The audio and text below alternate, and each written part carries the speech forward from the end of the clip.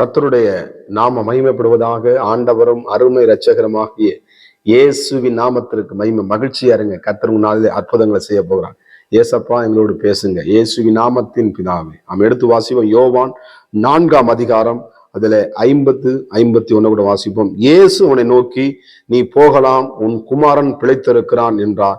அந்த மனுஷன் இயேசு சொன்ன வார்த்தையை நம்பி போனான். அவன் போகையில் அவனுடைய ஊழியக்காரன் அவனுக்கு எதிர்கொண்டு வந்து, உம்முடைய குமாரன் பிழைத்திருக்கிறான் என்று அறிவித்தான். 52 சொல்லுகிறது, அப்பொழுது எத்தனை மணி நேரத்தில் அவனுக்கு குணமுண்டாயிற்று என்று அவரிடத்தில் விசாரித்தான். அவர்கள், நேற்று 7ஆம் மணி நேரத்தில் ஜுரம் அவனுக்கு என்ன பண்ணு, ஜுரம் விட்டுருச்சு. என்னது ஜுரம் விட்டுருச்சு. கர்த்தருக்கு ஸ்தோத்திரம். ஜுரம் இன்னைக்கு எப்ப பாருங்க, இன்னைக்கு வியாதிகள் பயங்கரமான, அந்த ஜுரம் இந்த ஜுரம், சில சாதாரண ஜுரம் என்ன பண்ணுவோம், அதை கண்டிதான் பண்ணுவேன். இல்ல, இந்த ஜுரம் விட்டு நீங்கினது, விட்டது, அதெல்லாம் போட்டுங்க. என்னது விட்டது? ஆமா, உங்களை விட்டு வெளியே போகுது.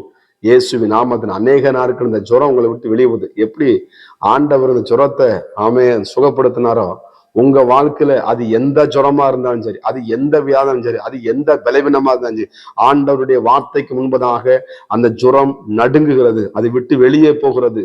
ஆண்டவருடைய வார்த்தையை நம்பினான் என்று எழுதப்பட்ட வசனம் எழுதப்பட்டிருக்க. நம்பினான். கர்த்தருக்கு ஸ்தோத்திரம். அப்ப நம்பும் பொழுது என்ன நடக்குதுங்க? ஸ்தோத்திரம். அந்த ஜுரம் அவனை விட்டு நீங்கி போனது. கர்த்தருக்கு ஸ்தோத்திரம். ஆனா ஜுரத்தை வரும்போது என்ன பண்ண, கவனமா கவனிக்கணும். அசால்ட் இருக்கக்கூடாது. நம்ம சரியா என்ன பண்ணணும், ஜுரம் அடிக்குதா, பிள்ளைக்கு ஜுரம் அடிக்குதா, சளி பிடிச்சிருக்கா, அப்போ அசால்ட்டை விட்டு முத்தி போன கூட என்ன பண்ணக்கூடாது. ஐயா ரொம்ப சளியை அதிகமாகிடுச்சு, ஜுரம் அதிகமாகிடுச்சு, அந்த சாட்டி இருக்கும் போதே ஆண்டவர் சமூகத்துல, ஆண்டவரே நான் என்ன செய்யணும், ஆண்டவர் சமூகத்துல ஆலோசனை கேளுங்க. ஆமே சோதரர், ஆண்டவர் சொன்னபடி அந்த ஞானமா செயல்படுங்க. ஆமே. கர்த்தர் என்ன பரிபூர்ண சுகத்தை தேவன் தர வல்லமையுள்ள தேவனா இருக்கிறார். இன்னைக்கு ஜுரம் பாத்தீங்கன்னா சோத்திரம். ஆமே. அதாவது சாப்பிடாம இருந்த தேவையில்லாததுக்கெல்லாம் ஜுரம்.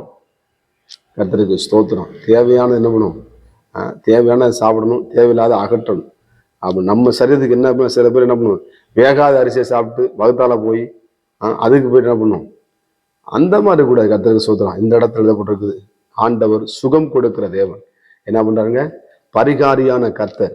ஸ்தோத்திரம். சுரத்தினால பலவிதமான இன்னல்களை சந்திருக்கிறாங்க. எத்தனையோ பணங்களை விரயமா செலவு பண்ண, ஒரு சின்ன ஜுரம் தான் வந்திருக்குது, எத்தனையோ செலவு பண்ணி பார்த்தாங்க, என்ன பண்ணல, வியாதி சுகமாகணும்.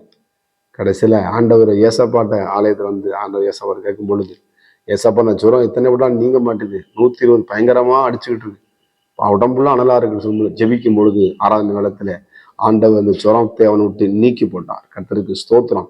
இந்த காலை வேளையில என் அருமையான தேவனுடைய பிள்ளை, உங்கள் குடும்பத்துக்குள்ளே, உங்களுக்குள்ளே கர்த்தருடைய வல்லமை உங்களுடைய சரீரத்துல வேதனைப்படுத்திக் கொண்டிருக்க அநேக நாட்கள் இந்த ஜுரம் உங்களை விட்டு நீங்கி போகிறது. இயேசுவின் நாமத்தில் கர்த்தருடைய வார்த்தையை நம்புங்க.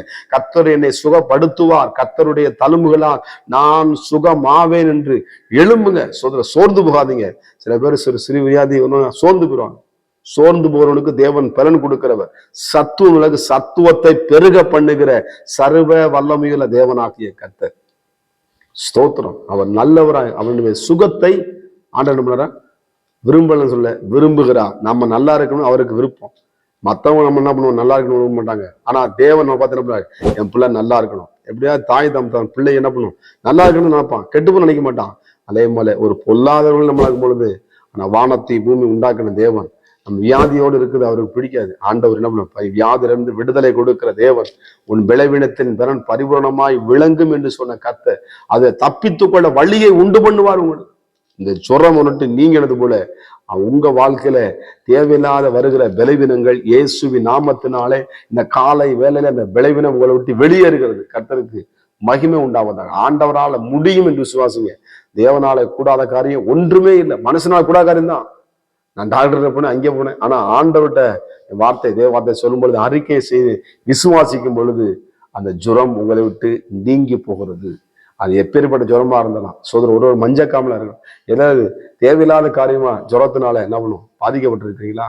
கர்த்தர் எங்களுக்கு விடுதலை தர வல்லமையுள்ள தேவன். அந்த ஆண்டவராக இயேசு கிறிஸ்துவை நோக்கி பாருங்க, நீங்கள் பிழைப்பீர்கள், விடுதலை ஆவீர்கள், சுகமடைவீர்கள், அற்புதங்களை பெறுவீர்கள். ஜோமனுமா பரிசுத்தமும் கிருபை நிறைந்த நல்ல தகப்பன், இந்த ஜுரம் அவனுட்டு நீங்கினது போல இந்த நீக்கி போடுவீராக இயேசுவின் நாமத்தினால் ஒரு அற்புதத்தை கர்த்தர் செய்வீராக. ஆண்டவர், வியாதியில் ஒரு வாழ்வு பிள்ளைகள் வாழட்டும். ஆண்டவரே, குடும்பத்தில் எந்த பார்த்தாலும் வெறும் மாத்திரைகள், எங்க திரும்பினாலும் மாத்திரை, நாம கிச்சன்ல மாத்திரை, ஹால்ல மாத்திரை, பெட்ரூம்ல மாத்திரை, ஆண்டவரே பேக்ல மாத்திரை, கார்ல மாத்திரை, பைக்ல மாத்திரை, ஆண்டவரே ஆபீஸ்ல மாத்திரை. இயேசுவின் நாமத்தை ஒரு மாத்திரை போடாத ஒரு வாழ்வு உடைய பிள்ளைகளுக்கு உண்டாகட்டும். அற்புதம் நடக்கட்டும். இயேசுவின் நாமத்தின் பிதாவே, ஆமே. God bless you. நீங்கள் சுகமாவீர்கள்.